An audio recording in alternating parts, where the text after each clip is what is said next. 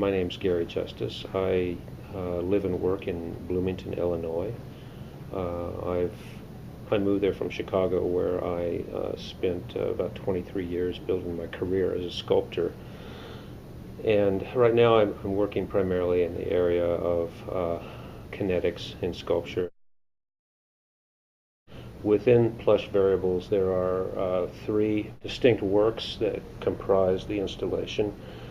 The newest one is called Untitled Wall Sconce, and it's a moving piece that throws light around an area where it hangs.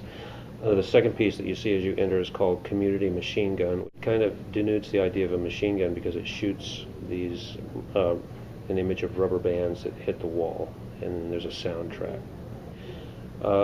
The third piece is called First Cake, and it involves a projection of a cupcake. It involves little images that pitch and rock back and forth.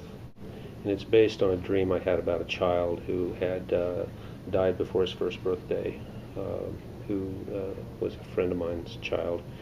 So this was an interesting way in 2001 to kind of work through that grief. Sometimes art can help you do that.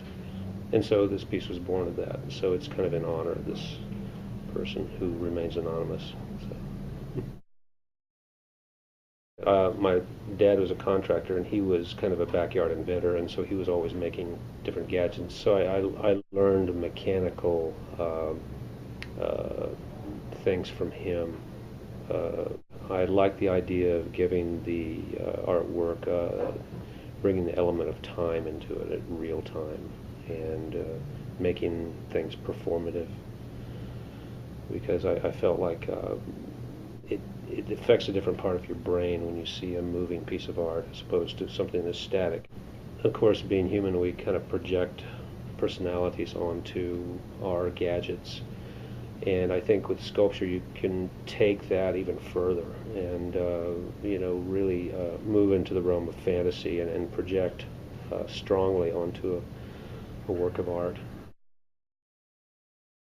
A lot of artists don't agree with this, but I think art is, especially if you're out there showing in public venues, is a highly competitive field.